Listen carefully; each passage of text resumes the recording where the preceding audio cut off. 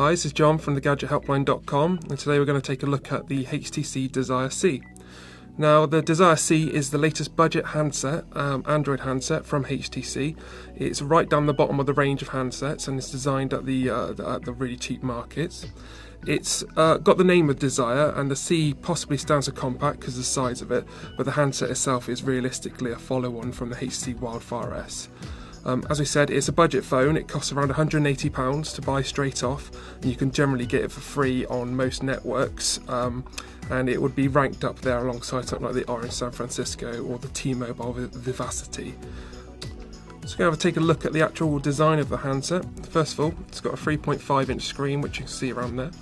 Now, as we said, it's a compact little phone, so it's pretty nifty. We'll go into the screen a little bit more later on, but at the moment it's a 480 x 320 pixel screen. We'll have a look a bit closer. Down the bottom, you've got your free touch controls, which is back, home, and the app keys. This is something that's quite akin to the other HTC handsets, like the One X and the One S, so it's taken on those sort of design properties. Around the side, you've got the rocker key, for the actual volume. At the top you've got your power and your 3.5mm headphone jack. On the left side all you've got is the micro USB port. On the bottom there's nothing except for the microphone, and if we turn it on its back, what you can see is the 5-megapixel camera, speaker dot out there for the outside speaker, and just written down there on the bottom is Beats audio. And the handset does have Beats audio, but because it's a budget handset you don't get any sort of headphones in the box that are under Beats audio's branding. Okay, we're just going to take a look actually inside the handset. So let me just take off the back there. You can see quite a deep red colour is all the way through the back of the actual phone there. It's quite a nice little style design there, but what it actually shows you inside is that you have your micro SD card slot there, which can be expandable.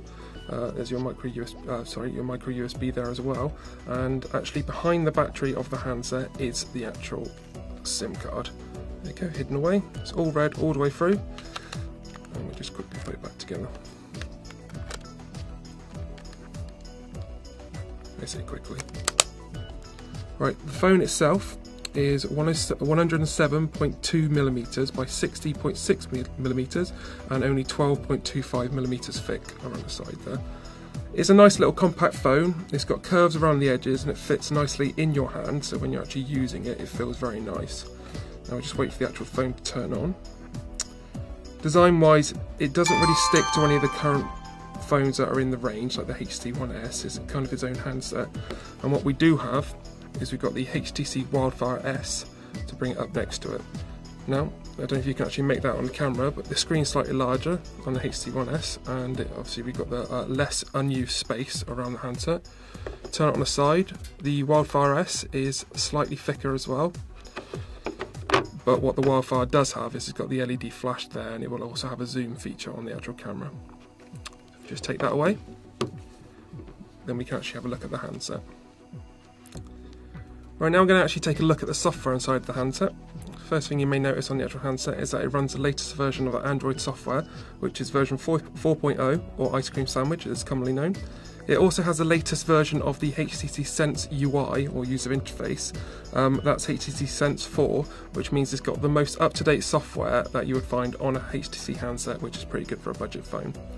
One thing we did note straight away is that there are only actually 5 home screens that you can add and edit to, so this functionality has been taken away a little bit from some of the other handsets. And additionally, we did also notice that there isn't much Twitter integration on the actual HTC Sense in the handset. You'd have to install it yourself from the App Store and actually just use it as a separate app. It has got full Android Ice Cream Sandwich on the device, but there are a few things that are actually missing due to some of the actual hardware implications and the lack of features on the actual handset. The phone itself has a 600 MHz single core processor and just 512 megabytes of RAM, so it does slow things down a little bit, and a few features have been taken away. First one of these that we notice is that it does have the familiar unlock screen here, where you can drag down your devices, drag down your apps to open them quickly. But unfortunately, these are set and standard on the handset, so if I wanted to go into messages, slide it down, and that opens it up straight into our message features. Additionally, a few features have been removed, such as the HT location. Instead, it's just got the standard Google Maps installed in there, but it's not necessarily a bad thing because we find Google Maps a better software to use anyway. One of the areas that we've noticed the software slowing down quite a bit was when you actually go into something like Facebook. If you go into there and you start to scroll down, what you can see is it starts to blur it out. Now we're on Wi-Fi at the moment, which is a pretty good connection, but if you're out and about, this does take a little while to go through and actually load up on there, and can dim the experience somewhat for the actual device. One of the things we did really like on the handset though was the actual media player and the music player on the phone. Now, as we said earlier, it's got Beats audio already built into it, which gives you another little tweak on top of the actual audio when you're playing it, so it sounds very nice through your headphones. Additionally, it's got features on there such as Sound Hound, which you can just see up there, as well as 7 digital and tuning radio, all little features geared towards music lovers. And for the price of the handset, it's a great little media device. One strange thing that we did find in the actual handset is the phone itself supports near-field communications, or NFC, which is normally something that you would only find in more expensive handsets. Basically, the NFC means that you can do contactless payments, things like the Barclaycard adverts you may have seen. You can also transfer contacts and information across the actual handset to handset and connect it to other NFC devices without any wires on there. It's quite a cool feature, especially on a budget handset, so we really liked it. Next thing we're going to look at though, actually take a look at the camera on the phone. Now, it's not the greatest camera in the world. It's a 5 megapixel camera. As we said earlier, there's no flash on the device, and it's also a fixed focus phone, so that it's not actually great when you're taking pictures that are up close, because it doesn't have an autofocus on there. What it does have is it's got a very basic version of the scales and different picture types that you can take on there. So you've got the classic sepia on there, so you can take a picture in sepia mode, get all the desired moody effects behind it, and you can zoom in and out. Now, what it's got is it's got the new design of buttons on there, which are along the lines of the HTC One S and X. Unlike the other handsets, though, you can't do the recording via the video and also take a picture whilst you're doing it, but it does simplify the design of it all a little bit with just the large buttons. And when we're actually talking about it, we've got limited scenes as well available, so you've got your auto, portrait, landscape and low light. Again, very limited amount. And the actual picture quality itself is quite small, so there you go, the video quality is 480 and the maximum it can do is 640 by 480.